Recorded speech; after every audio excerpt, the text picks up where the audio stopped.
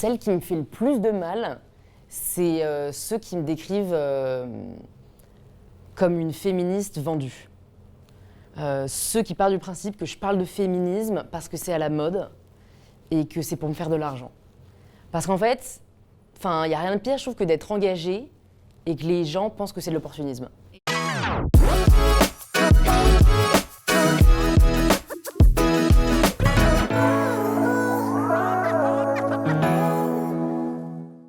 La jeune femme qui se trouve derrière cette porte a été citée par Forbes comme l'une des créatrices de contenu à suivre absolument. Elle a 26 ans, c'est une businesswoman, elle prône l'acceptation de soi et milite pour le droit des femmes. Louise Aubéry est dans Safe Zone, j'ai hâte de la rencontrer.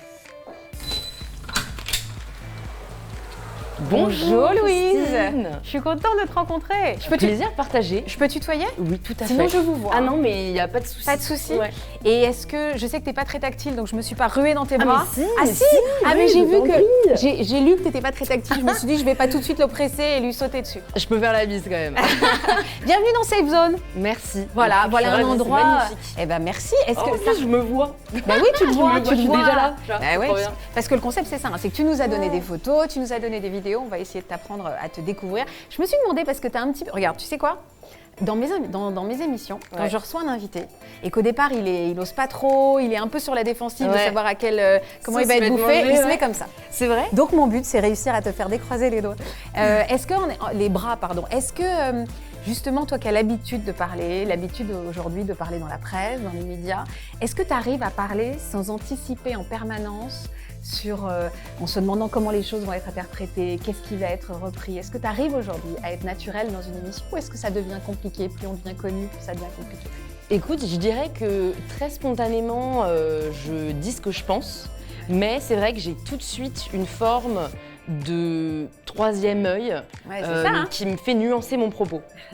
Tu vois, et j'admire beaucoup les personnes qui arrivent à dire ce qu'elles pensent, avoir un avis tranché et partisan, sans avoir à se justifier. Et j'aimerais qu'on puisse vivre dans un monde où, en fait, même si on n'est pas d'accord, même si chacune on pense différemment, eh bien, on peut juste vivre ensemble et on peut aussi respecter les personnes qui pensent pas pareil que nous. Donc tu fais le tri en te disant, là c'est ce que je pense, par rapport à la personne qui t'interviewe, et tu as toujours ce troisième œil de dire comment peuvent interpréter les autres et est-ce que ça va être mal pris ou pris en décalage, c'est Ouais, j'ai toujours...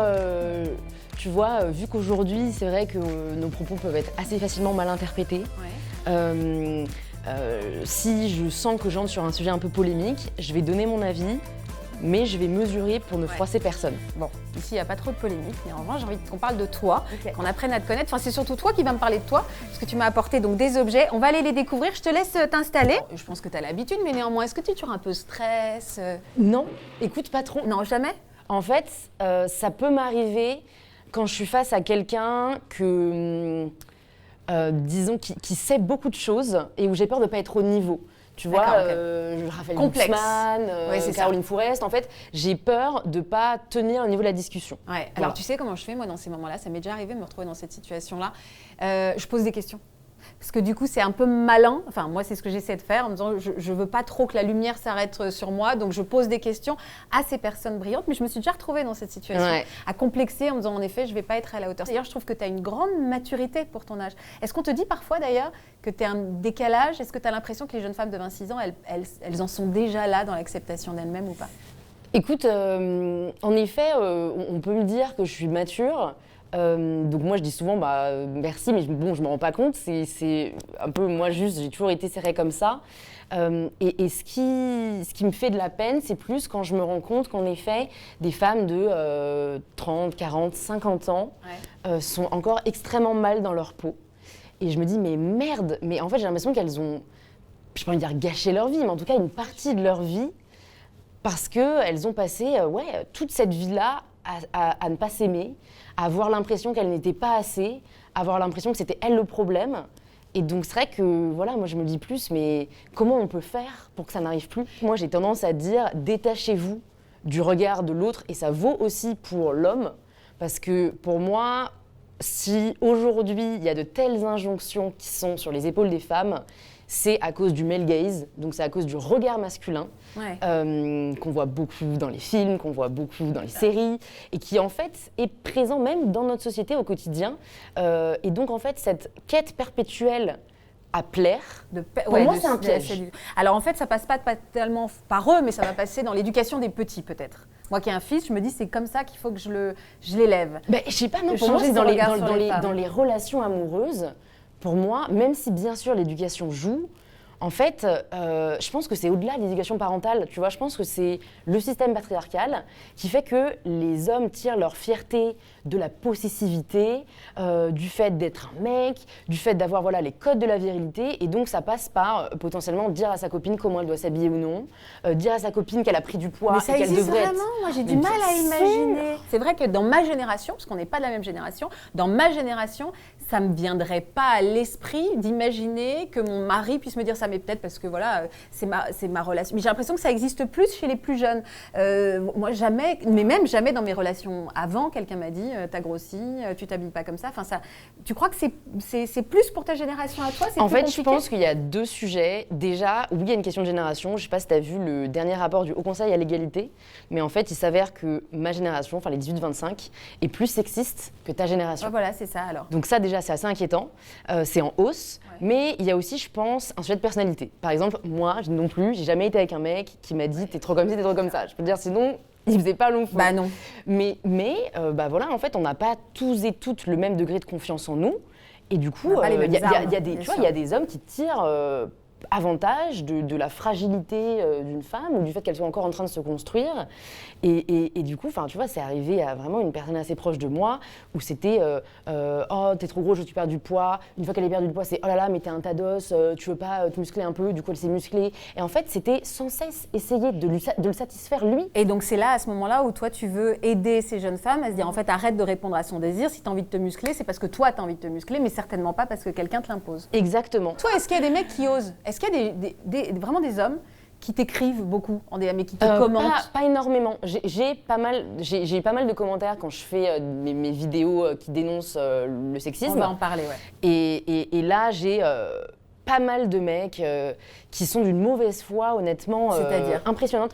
C'est-à-dire, par exemple, là, je pense à celle que j'ai faite pour se préparer au Festival de Cannes. Ouais. Donc, tu vois, je rigole parce que, en plus, je suis avec un ami créateur de contenu. Ouais. Moi, tu vois, tu disais, je me maquille pas. En effet, au quotidien, j'ai la flemme, en fait, tout simplement, j'ai pas le temps, donc je préfère mettre mon temps ailleurs. Mais pour des événements, j'aime me maquiller, j'aime me coiffer, tu vois, c'est un plaisir. C'est un choix. Ouais. Donc c'est pour moi un peu tout le sujet. Donc pour Cannes, je m'apprête. En plus, de toute façon, sinon, je rentre pas sur le tapis rouge. Ouais. Donc ça me prend, je pense, 1h30 et ça doit me coûter par soir bien 500 euros. Ça coûte une fortune. Ouais, je suis d'accord. Et donc, en l'occurrence, Antion, lui, il a enfilé son costume et on est parti. Et après, dans les commentaires, oui, mais au moins vous pouvez porter ce que vous voulez. Oui, mais nous, les hommes, on a aussi, nous, on doit se raser. Enfin, en fait, ce qui m'énerve, c'est que le sujet n'est pas de dire, vous n'avez aucune injonction. Mais c'est pourquoi est-ce que vous devez tout ramener à vous? En fait, c'est que vous ne pouvez pas reconnaître que les femmes souffrent de certaines injonctions. Et il y a aussi le not all men, qui est assez connu. Quand on va dénoncer, par exemple, le fait que les femmes se font à 100% harceler dans la rue, les mecs tout de suite vont tendance à dire « Oh, moi, j'ai jamais fait. Oh non, mais c'est pas tout le monde. » En fait, là, vous n'aidez personne en disant ça. Moi, j'admire les hommes qui sont capables de dire « C'est vrai, encore trop de femmes se font harceler. » Et même si eux ne l'ont jamais fait, on est là pour vous aider, on est là pour faire en sorte que ça s'arrête. Et si jamais ça arrive sous mes yeux, je serai là pour te venir en aide. Mais en fait, c'est ça le problème. En venant, je me suis fait emmerder. J'arrivais au métro et il y a un mec qui parlait à un autre mec et il s'arrête pour me dire « Ah, dis donc, mademoiselle, t'es charmante, dis donc. » Et tu vois, c'est pas méchant. C'est pas agressif. Hein, mais en fait, c'est chiant. En fait, j'aimerais être dans la rue sans avoir à me dire « Je vais lui sourire. » Parce que si je lui souris pas, me faire insulter. J'ai peur qu'il s'énerve. Ouais, c'est ça. S'il s'énerve, je sais pas ce qui va se passer. Et je peux me faire agresser. Et en fait, je me suis fait la réflexion, c'est vrai que c'est tellement commun, c'est tellement invisible, c'est juste pour dire à quel point c'est devenu banalisé. Et donc c'est vrai que parfois, même moi j'ai l'impression d'être relou, tu vois, à force de le dénoncer. Mais en fait, je me dis, tant que c'est une réalité pour encore beaucoup trop de femmes, je serais là pour le pointer du doigt. Et moi, mon approche, c'est pas de... Enfin, tu sais, c'est terrible à dire, mais limite aujourd'hui, parfois, je suis obligée de préciser que je suis féministe, mais que je suis pas anti-homme. En fait, toutes les féministe, féministes... c'est mal interprété. Tu vois, je veux dire, être féministe, c'est être pour c'est l'égalité. Tu sais quoi, on va se parler de tout ça. D'abord, on a 3 objets. Tu m'as apporté 3 objets pour me parler de toi. Je vais commencer par ça, parce que ça, en fait, c'est mon premier amour. Ouais. C'est la lecture. La lecture de manière générale, Jane Austen étant mon autrice préférée. Mais c'est vrai que tu vois, j'ai un réflexe, je suis obligée à chaque fois que je suis devant un livre. C'est quoi, c'est l'odeur du papier qui te plaît ? J'adore l'odeur du papier. Donc t'es pas lecture numérique, quoi. Ah non.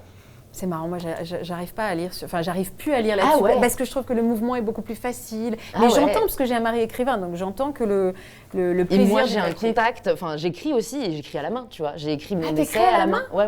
Ah c'est drôle. J'ai tout écrit sur du papier. T'as pas la main qui fatigue parce qu'on écrit beaucoup moins. T'as pas la main qui fatigue. Non, j'aime bien et en fait je trouve que vraiment, mais même quand je brainstorm et tout, enfin chez moi j'aurais pu ramener une feuille de papier aussi, mais c'est plein de feuilles parce que je trouve que les idées viennent mieux. Tu vois, quand je réfléchis, je trouve vraiment qu'il y a un lien. Bon bref, en tout cas la lecture, premier amour, j'ai commencé à lire très jeune, de mes 7 à 15 ans, je lisais 5 livres par semaine. Ah, t'étais vraiment C'était une échappatoire. Tu voulais devenir écrivain en plus, écrivaine. Le premier métier que j'ai rêvé de faire, c'était journaliste et écrivaine. Et pourquoi journaliste ? Écoute, franchement, je saurais pas trop te l'expliquer. Je sais pas si c'est venu de ce que je voyais à la télé. Je sais pas si c'est venu... En fait, je sais que, je pense à 8 ans, j'ai annoncé à mes parents que je serais journaliste. Et en fait, pour moi, être journaliste, c'était avoir son propre journal et écrire tous les articles. Ah, tu voulais... D'accord, ok. Tu voulais avoir ton propre moyen d'expression. Exactement. Tu voulais crier qui tu étais, ta vérité, un truc complètement éditorial. Écrire sur tout ce qui m'intéressait. Et vraiment, je te jure, quand j'ai su, je pense à 15 ans, que les rédacteurs en chef n'écrivaient pas. C'était la déception. Je ne voulais plus être journaliste. Tu as créé tes propres contenus. Voilà, c'est un peu comme ça que je l'explique. Alors, montre-moi un autre objet. Du coup, très lié, le carnet, c'est pour l'écriture. D'accord. Là, donc tu vois, encore maintenant, encore. Ah ouais. Alors, pas où c'est. Ça, c'est un vrai carnet à toi ? C'est celui c'est celui où... Est-ce que tu les choisis avec attention, les carnets ? Tu sais, il y a des gens qui sont un peu fétichistes des carnets. C'est que des paperblanks. Ah, très chic. Ils sont trop beaux. Moi, ils sont très, très beaux. J'aime bien tout ce qui est old school. Ouais, je les ai quasiment tous gardés. Après, j'ai déménagé, mais... Je peux regarder ? Bien sûr, vas-y. Juste regarder. Celui-là, c'est un vieux, c'est un ancien ? Non, c'est un nouveau. Ah ouais, les objectifs 2023. Avoir ton émission. Tu vas avoir ton émission ? En fait, pour moi, le podcast, c'est une forme d'émission, mais j'aimerais bien découvrir aussi tous les formats qui existent aujourd'hui dans l'audiovisuel. Donner plus de conférences, avoir un showroom, on va en parler. En fait, j'aurais pu suivre tout ça. C'est quoi ton troisième objet ? Et mon troisième objet, écoute, c'est mon petit trophée de My YouTube. Better Self. En fait, j'ai voulu le prendre parce que c'est vrai qu'aujourd'hui, je pense ma plus grande fierté, c'est ce que j'ai réussi à construire sur les réseaux. Je pensais vraiment pas faire ce que je fais aujourd'hui. Et c'est vrai que ça fait partie intégrante de qui je suis. Je me demande d'ailleurs, pas en ce moment, mais je me demande de plus en plus à quel point c'est sain de s'associer à notre vie professionnelle. Mais tu vois, pour moi aujourd'hui, c'est vraiment... ce serait mentir que de dire que je sais parler d'eux, quoi. C'est qui je suis, c'est My Better Self. Donc ouais, je suis vraiment avec le très danger attachée. Que ça comporte. Ouais, avec le danger que ça comporte, c'est que vraiment, je me dis... j'entendais sur un podcast une créatrice de contenu dire « Moi, demain, si tout s'arrête, je suis à l'aise. » Toi, non. Ah, moi, je suis pas du tout à l'aise. Si ça s'arrête, c'est quoi ? C'est la cata ? En fait, si ça s'arrête, je perds une partie de mon identité. Ouais.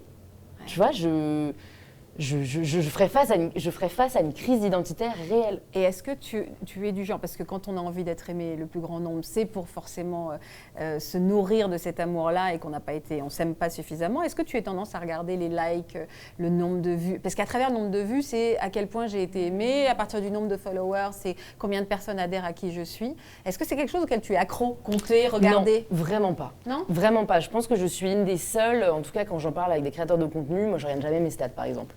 Tu sais, il y a les trucs sur Insta qui te permettent de voir ça. Quand je le fais, c'est parce que je suis obligée dans le cadre d'une collaboration. Mais de base, je ne suis pas très chiffre.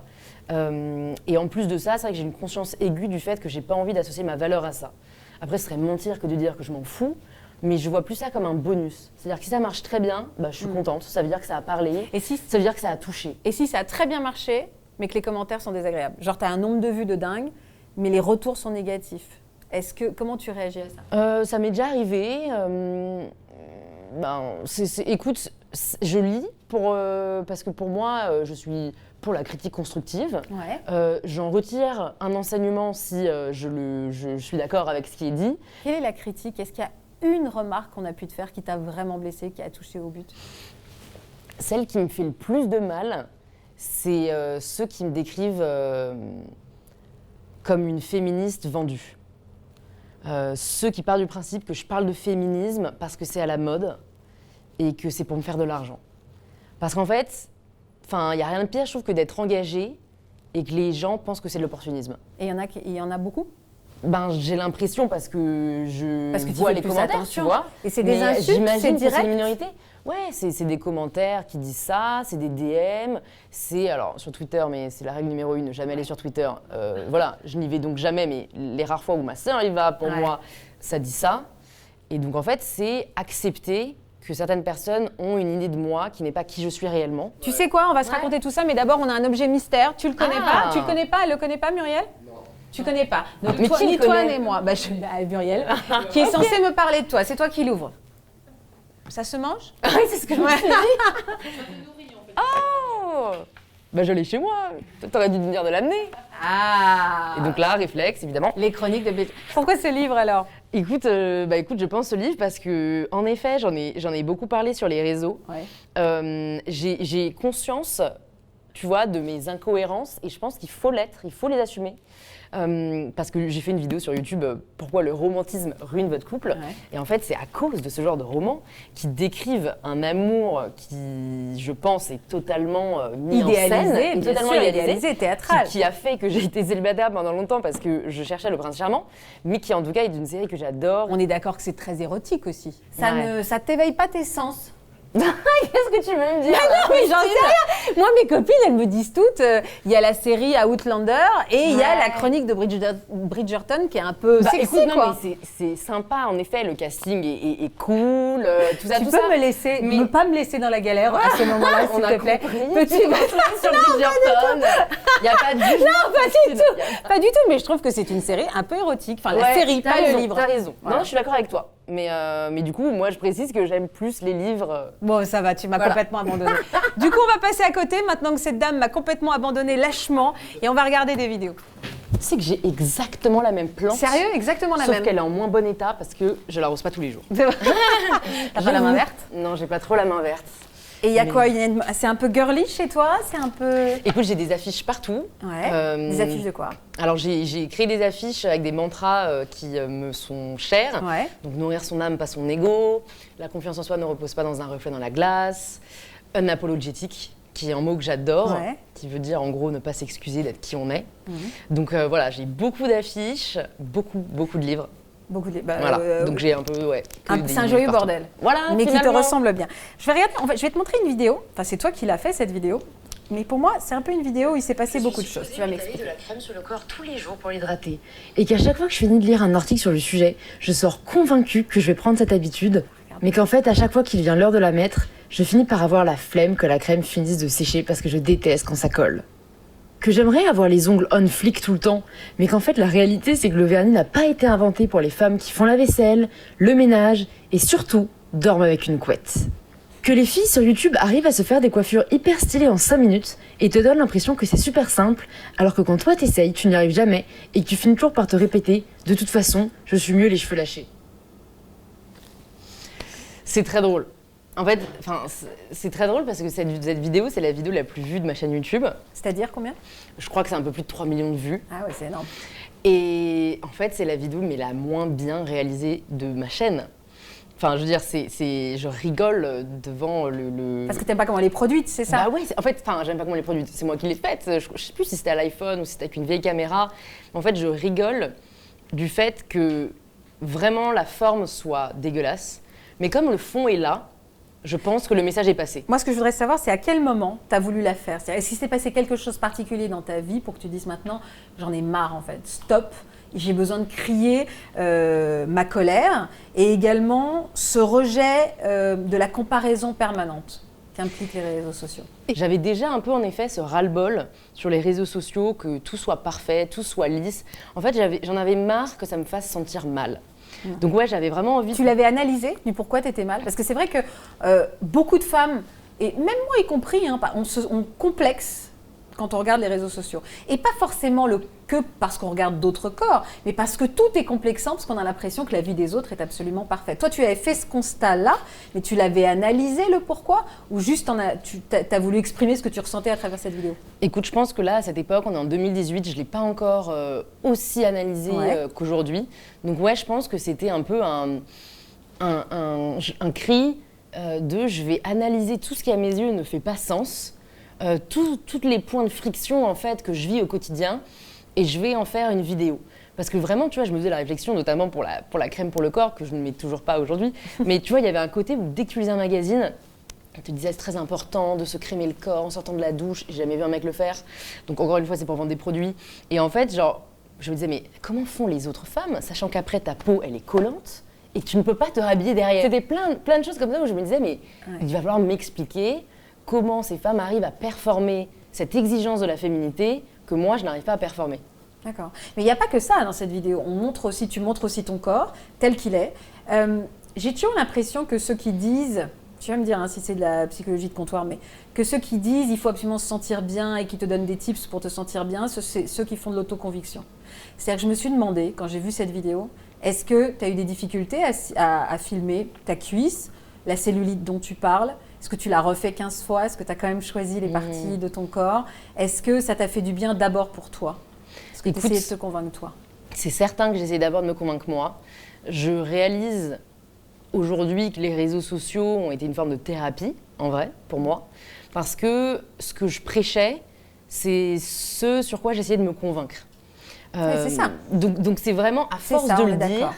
Et en fait, après, j'ai fini par y croire parce que déjà, c'était vrai.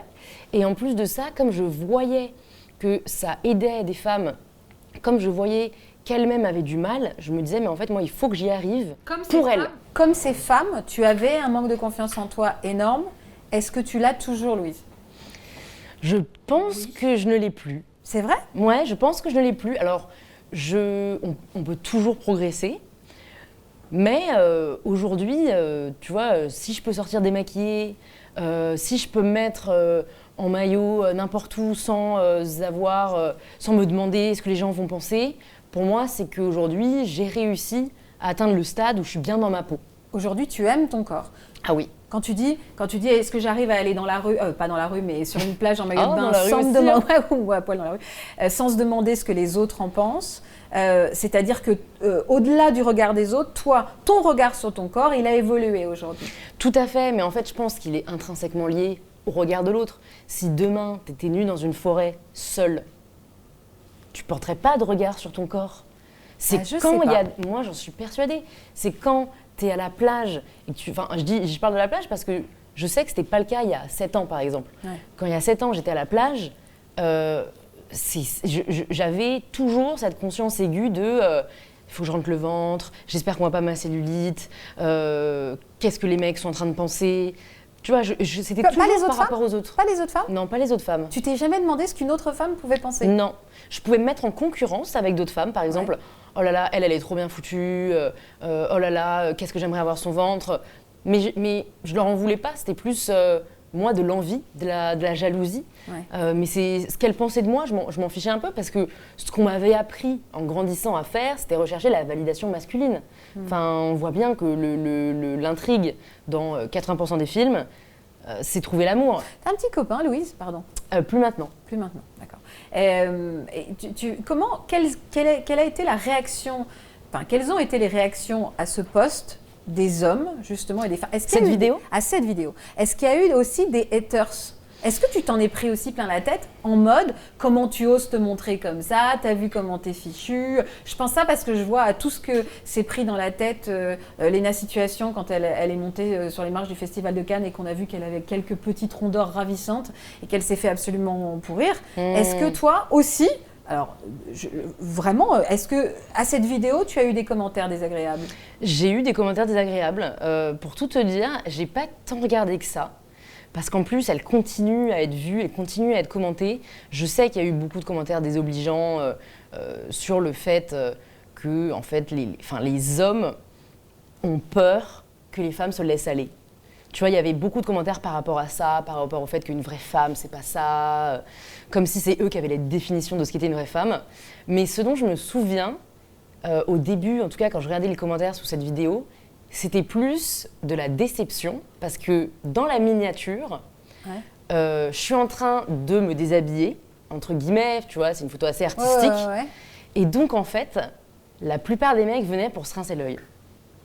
Ah, donc ils étaient déçus que tu Ils étaient déshabilles déçus. pas. Ils disaient, oh, on t'attendait à te voir à poil, Et en fait, ils ont une leçon de morale sur, tu vois, la féminité. Et est-ce que toi, le soir avant de t'endormir, ça t'arrive quand même d'avoir un de ces commentaires-là, on va dire quand tu vois pas une vague arriver après une vidéo, d'avoir un vrai coup de mou, d'avoir un moment où ça t'atteint, où t'es pas bien, où t'as un genou à terre en disant moi qui pensais être blindée, en fait là, je m'aperçois que ça me blesse beaucoup, quoi. Ça peut m'arriver, mais plus par rapport au physique. Donc en fait, je pense que c'est ça qui est assez tricky avec la confiance en soi, c'est que, à mon avis, elle est interdépendante de pas mal de facteurs, et donc comme je le dis à la fin de mon livre, j'ai réalisé que ma valeur ne résidait pas dans mon apparence physique, mais je suis encore, je pense, très attachée à la valeur dans ce que j'accomplis. Et donc quand dans la vidéo on va me dire mais genre, je sais pas, tu radotes, on a compris, tu dis toujours la même chose, ça te blesse. Ça me blesse. Au point d'avoir un genou à terre, au point d'être déstabilisé.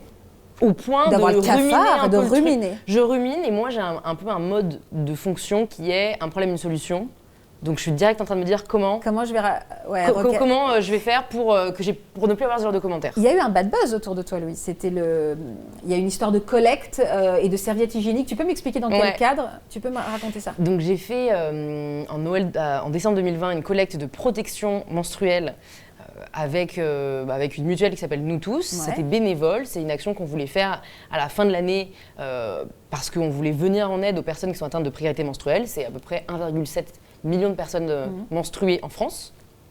Et donc, on a imaginé cette mécanique, un peu comme un concours. À chaque fois, vous partagez le poste, des partenaires, des personnes qui sont en mesure de verser ces protections s'engagent à reverser un paquet de protections menstruelles à une personne dans le besoin. Et en fait, c'est devenu viral, ça a été extrêmement partagé, donc bonne nouvelle, les gens se sont vraiment mobilisés pour la cause. Et en fait, c'était le but du partage, c'était de se dire, quand il s'agit de donner 1 euro, c'est plus difficile d'aller recruter des gens. Mais quand il suffit de partager, eh bien là, les gens sont prêts à se mobiliser. Et donc, ça a extrêmement bien marché. On a eu plus de 800 000 partages. Et en fait, ça a bad buzzé, comme un peu à chaque fois de la viralité, parce que j'avais eu le malheur de taguer Nana dans mon post, parce qu'il s'avère que c'était les seuls qui avaient accepté de reverser des protections. Mais personne n'était payé dans l'histoire. C'est juste que si jamais on veut reverser des bonbons, on va contacter Haribo, quoi. Et du coup, j'ai été attaquée de pink washing. Pink washing, ouais, c'est le terme. Tu vois, c'est comme le greenwashing pour l'écologie, sauf que le pink washing, c'est pour le féminisme. Ah, et alors, ça s'exprimait comment? C'est-à-dire que tu t'es fait attaquer, tu t'es pris vraiment un déferlement Il y a des militantes qui ont fait des posts entiers contre moi, qui ont été extrêmement partagés, contre le fait que je suis... Ouais, très violent. Très violent. Je me souviens, c'était le 24 décembre et j'ai chialé, quoi. J'ai chialé toute la journée. Parce que je me disais, mais comment, en fait, on peut détourner à ce point-là une cause? Et surtout, pourquoi est-ce que des femmes qui sont censées partager le même combat que moi se concentrent sur les moyens plutôt que sur la fin? Ouais, c'est ça. Qu'est-ce qui t'a blessé aussi, que ça vienne d'autres femmes? J'imagine, en fait, plus que des femmes, c'est de personnes avec qui je partageais quand même des convictions et des valeurs communes. Donc c'est en fait la hiérarchie, ce qu'on appelle un peu la pureté militante. C'est vraiment de se dire, il y en a qui ont le droit de parler d'un sujet et pas d'autres. Il faut cocher certaines cases et être la plus pure possible pour avoir le droit de défendre le féminisme. Et moi, je ne suis pas d'accord, en fait. Si jamais il y a des personnes qui en sont au tout début de leur chemin féministe et qui ne sont pas irréprochables surtout, mais qui aujourd'hui, je ne sais pas, veulent faire un pas pour aider les femmes victimes de violences, on les accueille. On ne leur dit pas « non, tu n'es pas assez féministe pour nous ». Vers qui tu te tournes quand ce 24 décembre au soir, tu as eu en effet cet attentat presque virtuel? Quelqu'un a utilisé ça aujourd'hui, j'ai trouvé ça intéressant, mais cette attaque un petit peu en ligne, vers qui tu te tournes dans ces moments-là, quand vraiment ça ne va pas? Vers ma sœur jumelle. Ta sœur jumelle? Ouais. Elle s'appelle comment? Camille. Alors attends, je voudrais savoir...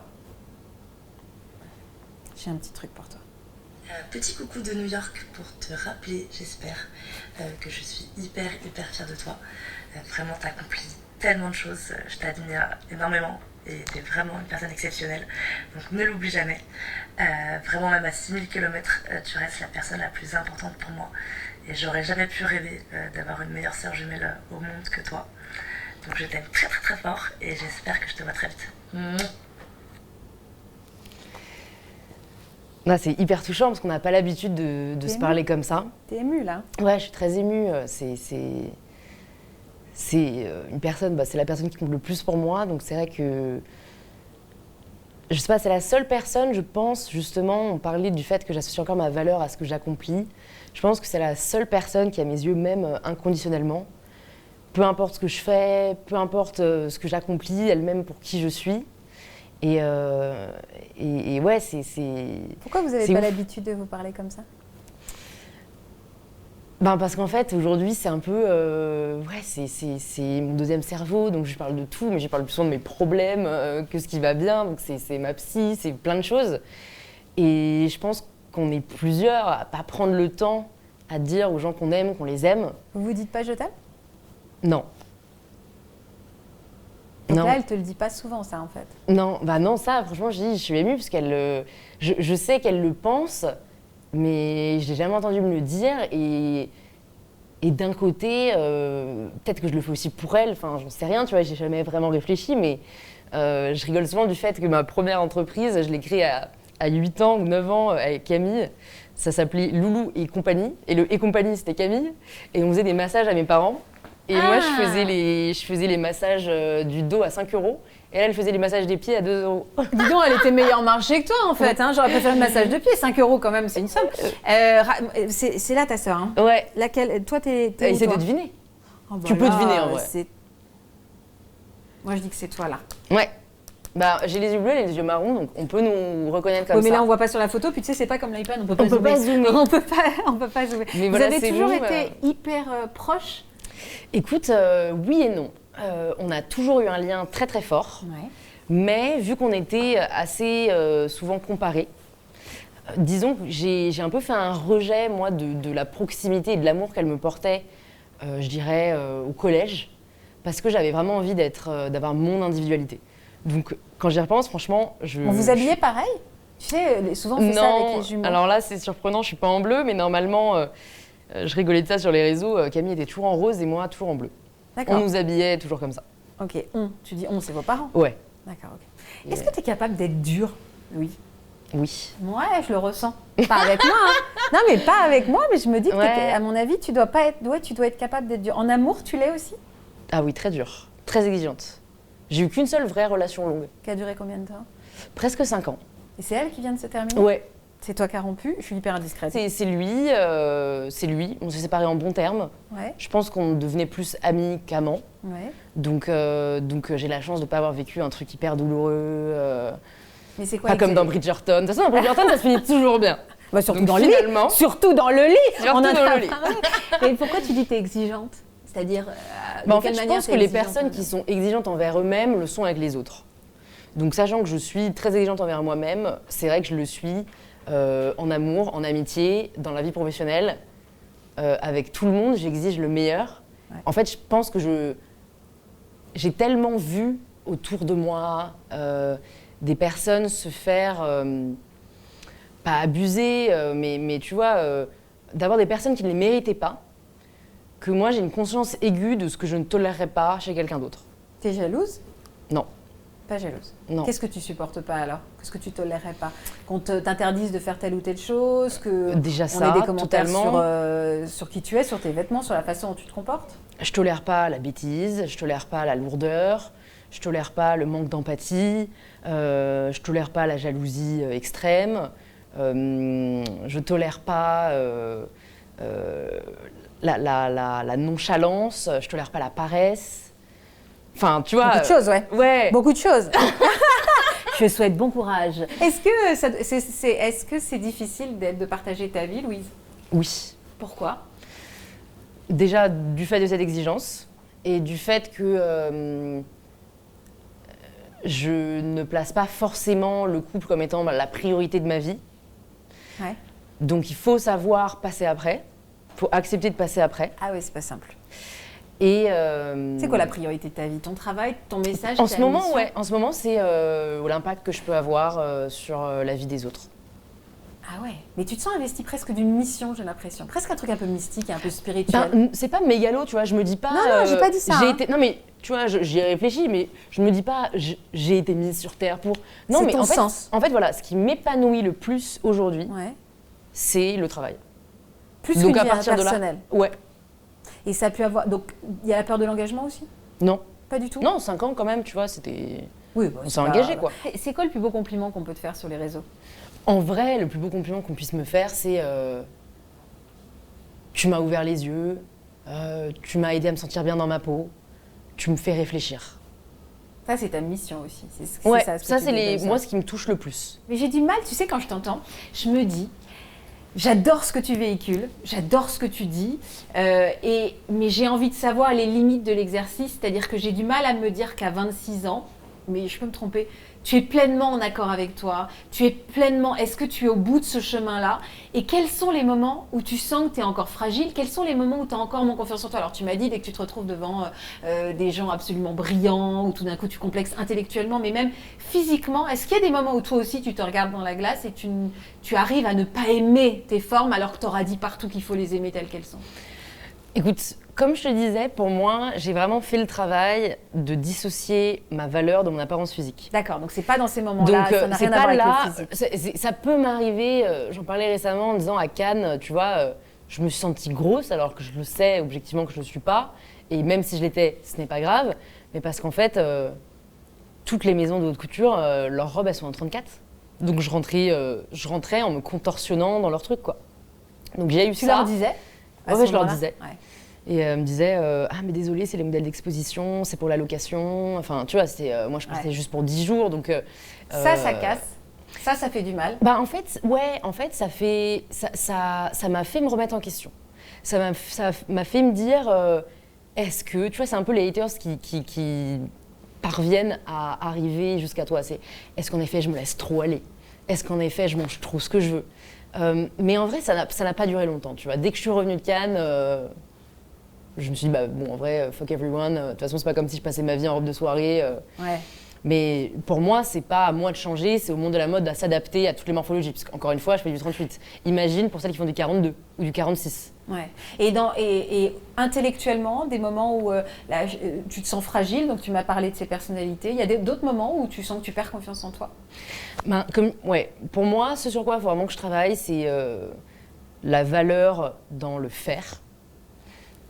Ça me dérange pas trop en vrai, parce que de toute façon, je fais tout le temps. Mais moi, tu m'enlèves le faire, je sais pas ce qui reste, tu vois.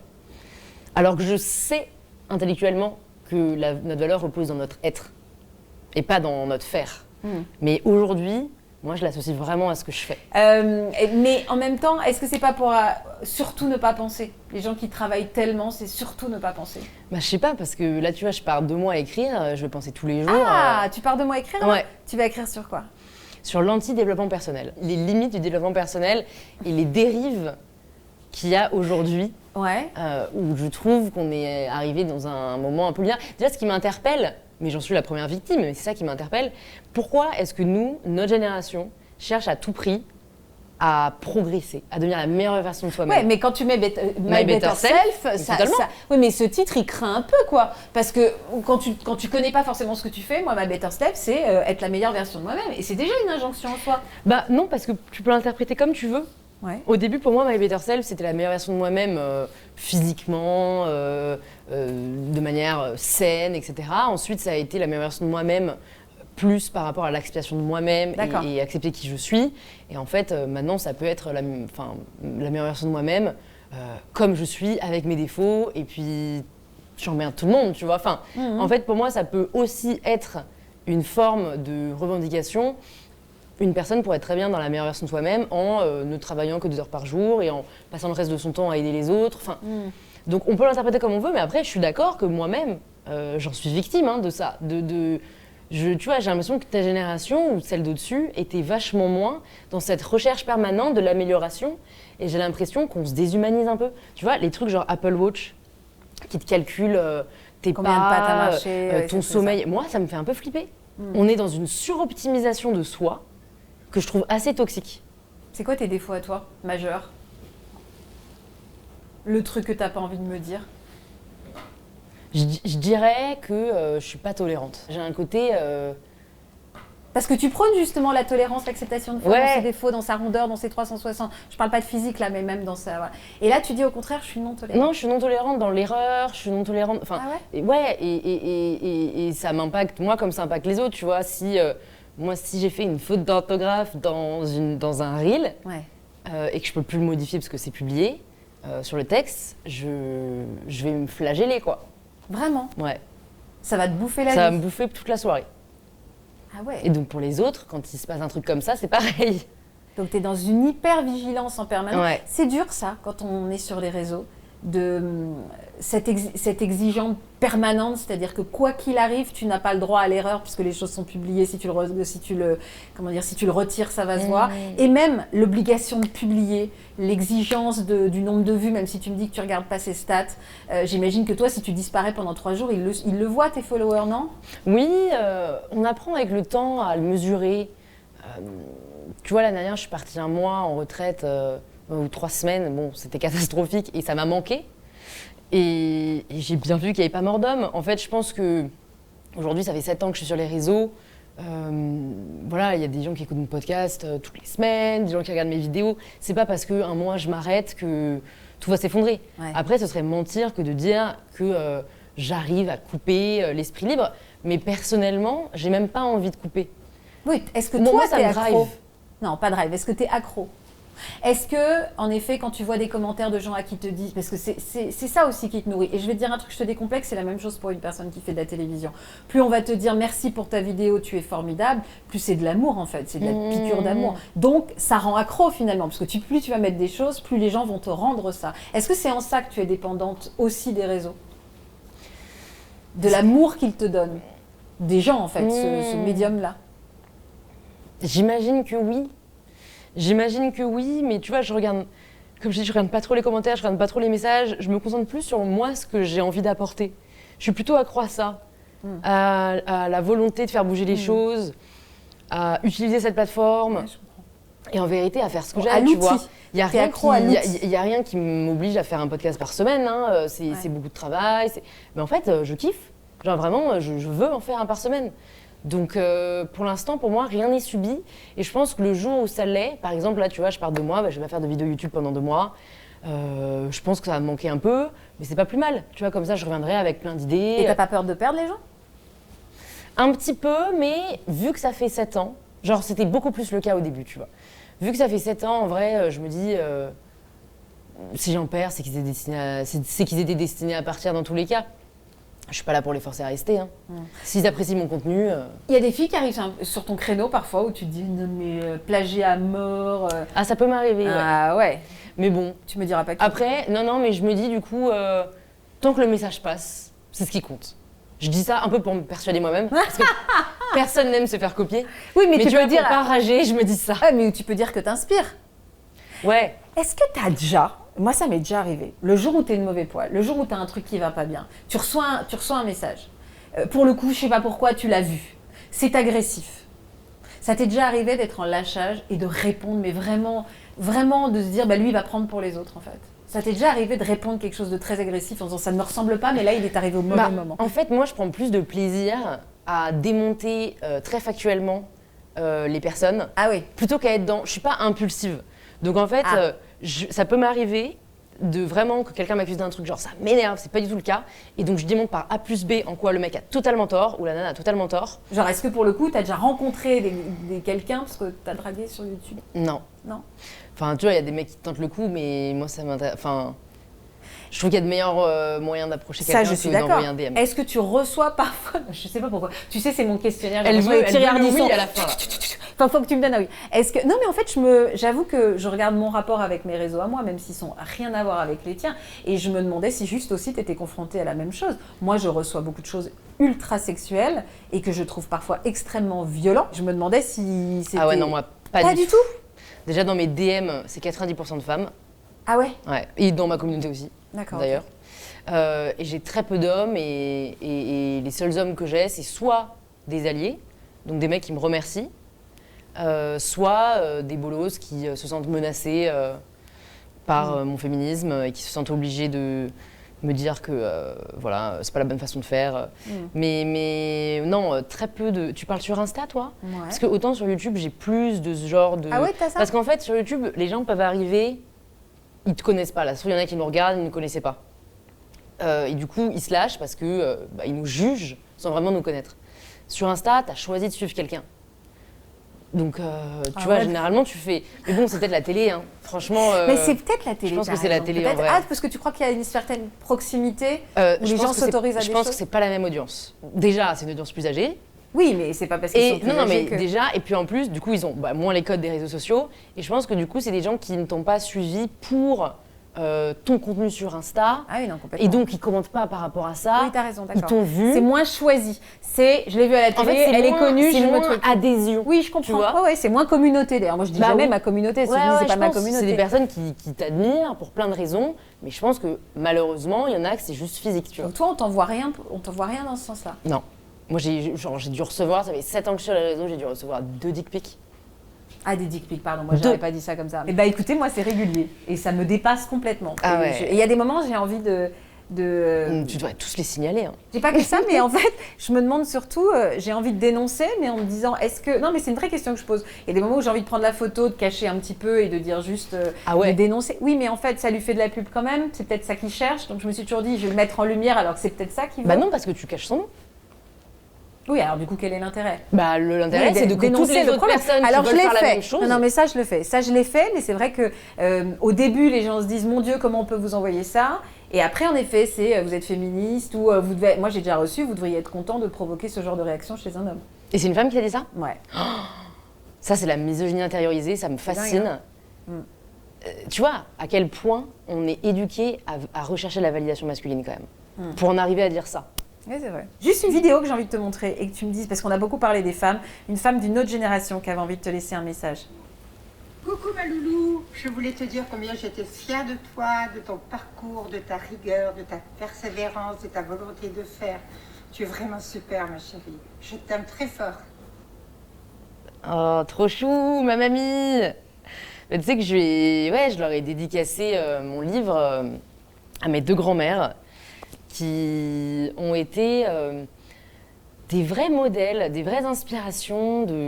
Pour le coup, ma grand-mère est une femme qui se laisse vraiment pas faire, qui est fière de son caractère. Et en fait, je pense que d'avoir des rôles modèles, ça aide énormément. Je pense que si j'avais pas eu mes grands-mères, honnêtement, je sais pas du tout si j'aurais aujourd'hui tu vois, la même vie, le même parcours. Et c'est pour ça que je trouve que les réseaux sociaux sont une chance. C'est qu'on peut du coup s'identifier à des personnes qui sont pas forcément dans notre entourage proche, mais qu'on voit quand même, dont on se sent proche et qui nous montrent qu'on peut exister d'une certaine manière. Donc ouais, c'est une grande inspiration. Pour terminer, je vais essayer de dire ça de façon pas trop grossière, mais je me suis dit, voilà une femme qui a... Il faudrait qu'on invente, tu sais, un nouveau terme. On dit, voilà une femme qui a des ovaires. Des ovaires. Oui, mais c'est pas très joli. Il faudrait qu'on trouve quelque chose. Est-ce que le couille, c'est plus joli ? Non, c'est pas plus joli. Peut-être parce que c'est rentré dans le langage courant. T'as raison. Et ben, je me suis dit, voilà, une femme qui a des ovaires. Moi, je sais que j'ai entendu dire récemment, quelqu'un de ma team dire, ouais, faut que tu poses tes ovaires sur la table. Et tu vois, elle l'avait dit d'une manière où je me suis dit, ah, ça pèse. En fait, ça peut rentrer dans le jargon, tu vois. Peut-être. Poser ses ovaires sur la table. Je sais pas si j'ai hyper envie qu'on termine cette vidéo sur cette phrase. Bah quoi, on invente des T'as raison, on va poser les ovaires. On va finir en donnant rendez-vous à toutes les personnes qui nous regardent. Vas-y. L'épisode de podcast qu'on va faire avec Faustine. Avec plaisir, voilà, avec plaisir. Qui sortira, donc on va faire tout la même chose, on va faire 1h30 ensemble. Voilà, mais sur toi. Alors sauf que moi j'ai vachement de mal à parler de moi. C'est très compliqué, c'est un exercice que je n'aime pas. J'apporterai un peu de vin. Voilà, c'est moi c'est vrai que je des stratégies. Et toi t'as pas touché au bon bec. Mais comme si, quoi, les cookies étaient très bons. Bon, alors, on se retrouve donc chez toi. Sur InPower. Maintenant que tu es venue chez moi. Trop bien. Merci beaucoup, Louise. Merci. Je te fais un bisou. Merci, Louise. Merci beaucoup, Faustine. On se retrouve très vite dans une nouvelle Safe Zone. On vous embrasse.